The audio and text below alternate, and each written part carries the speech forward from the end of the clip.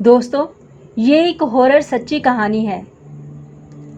ये मुझे मेरी बुआ की लड़की ने सुनाई थी। इस कहानी का नाम है अंजलि का बर्थडे। ये एक हिमाचल प्रदेश के छोटे से गांव की कहानी है।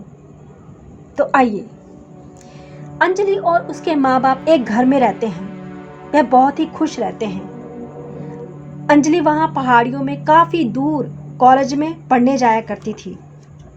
एक दिन अंजलि का बर्थडे होता है। काफ़ी मेहमान उसके घर में आए हुए हैं। काफ़ी चहल पहल हो रही है। घर को गुब्बारों के साथ, रंग बिरंगी लाइट्स और रिबनों के साथ सजाया है। छोटे छोटे बच्चे इधर उधर घूम रहे हैं, भाग रहे हैं, दौड़ रहे हैं।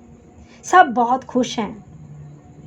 इधर अंजलि कहीं बाहर है और उसके कुछ दोस्त उसे कहते हैं कि अंजलि, आज तेरा बर्थडे है, तो चलो ना, आज कहीं बाहर ही तेरा बर्थडे सेलिब्रेट करते हैं। अंजलि कहती है कि नहीं सागर, बर्थडे मेरा बाहर नहीं, घर में बहुत सारे मेहमान आए हुए हैं, वहीं पर जाकर मनाऊंगी। मम्मी पापा ने बहुत सारा घर को सजाया है, केक लेकर रखा है, सब बहुत खुश हैं, मुझे घर पर ही बर्थडे मनाना है। तो संजय कहता है, अरे फिर क्या हुआ, वहाँ नदी के किनारे तुम्हारा केक काटेंगे, बहुत मज़ा आएगा। अंजलि, लेकिन संजय, मैं सागर, अरे खामोन अंजलि, जल्दी ही तुझे फ्री कर देंगे, फिर तुम घर पर आकर ही केक काट लेना, ठीक है ना। संजय, प्लीज़ यार, मना मत करना। अंजलि, ओके चलो। फिर वह उनके साथ उस नदी के किनारे चली जाती है। इधर उसके माँ बाप और घर में आए मेहमान पूछते हैं कि अंजलि कब आएगी, केक कब काटना है, देर हो रही है। तो उसका पिता कहता है कि आ जाती है जगमोहन लाल जी। वो क्या है कि उसके दोस्त उस रास्ते में मिल गए होंगे, तो वह उनके साथ आ जाएगी। इधर नदी के किनारे अंजलि एक छोटा सा केक काटती है अपने दोस्तों के साथ। जब वो केक काटती है तो दोस्त कहने लग जाते हैं, happy birthday to you, happy birthday to you Anjali. फिर अंजलि केक काटकर अपने दोस्तों के साथ जा रही होती है। तो तभी अंजलि पीछे मुड़कर देखती है कि उसने उस जगह पर अभी अभी केक काटा है। तभी उसके पापा का फ़ोन आ जाता है। पापा पूछता है, अंजलि कब आ रही हो बेटा। अंजलि, आ रही हूँ पापा। अंजलि को ऐसा लगता है कि उसके पीछे पीछे 3 लड़के आ रहे हैं, 3 आत्माएं आ रही हैं। एक लड़का आवाज़ मारता है, लड़का, अंजलि। अंजलि पीछे मुड़कर देखती है, कौन। तो उसका दोस्त सागर कहता है, सागर, क्या हुआ अंजलि, तुम पीछे क्या देख रही हो। अंजलि, ऐसा लगता है जैसे मुझे किसी ने आवाज़ मारी हो, मेरा सिर भी भारी भारी सा हो रहा है। सागर कहता है, नहीं अंजलि, पीछे तो कोई भी नहीं है, तुझे ऐसे ही लगा है, आओ। फिर वह घर आ जाती है। उसका पिता उसे देखकर खुश हो जाता है।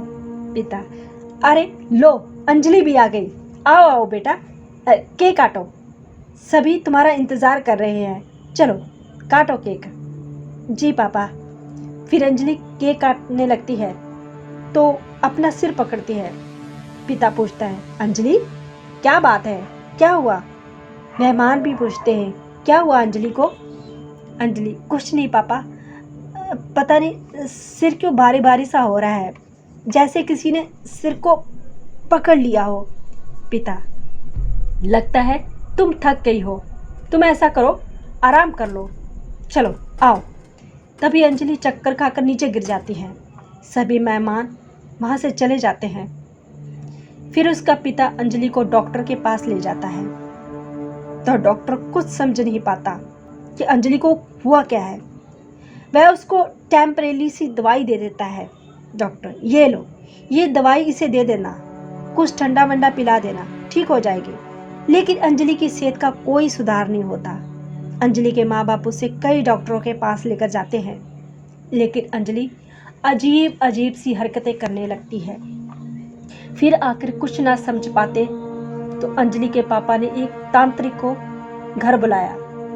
तांत्रिक ने अंजलि को देखते ही कह दिया, इसके अंदर 3 आत्माएं घुसी हैं।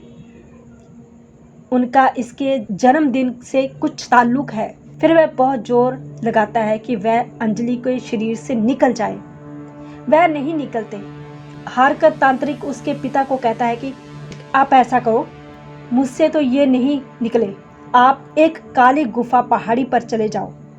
वहाँ एक बहुत पहुंचा हुआ तांत्रिक रहता है, वह इन तीनों आत्माओं को अवश्य निकाल देगा।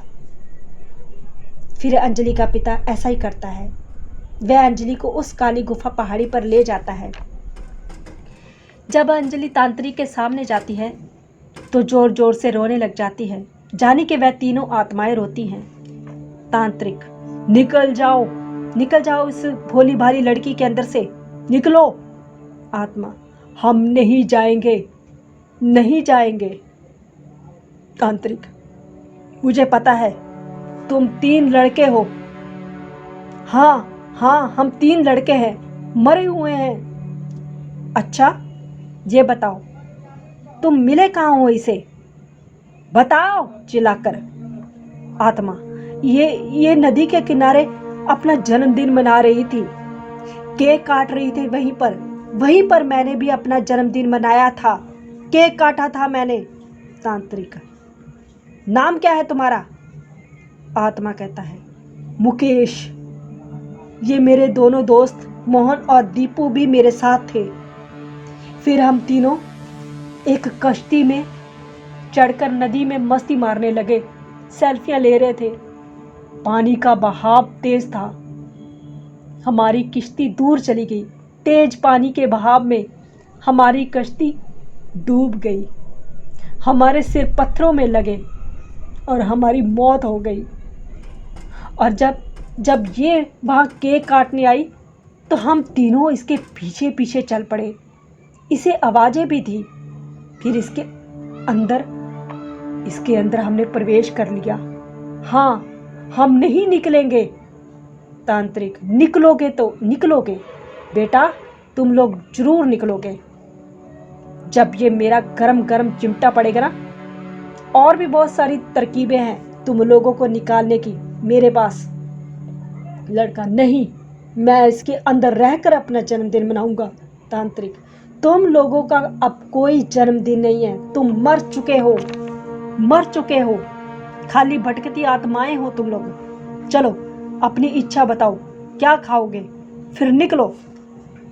वो लड़का, मुझे खीर खिला दो, मुझे खीर बहुत पसंद है, मेरी माँ मुझे खीर बना कर देती थी। मुकेश, मुझे केक खिला दो। तांत्रिक, कुछ नहीं मिलेगा तुम आत्माओं को, बस मार पड़ेगी, और वो भी बहुत ज्यादा, इससे पहले कि निकल जाओ। शंभू, गरम गरम चिमटा लेकर आओ। फिर वह तीनों लड़के आत्माएं अंजलि को छोड़ देते हैं और निकल जाते हैं। अंजलि बेहोश होकर गिर जाती है। तांत्रिक उसके चेहरे पर पानी छिड़काव करता है। अंजलि होश में आती है और अपने पापा की तरफ देखती है। पापा, अंजलि, मेरी बेटी। अंजलि ठीक हो जाती है।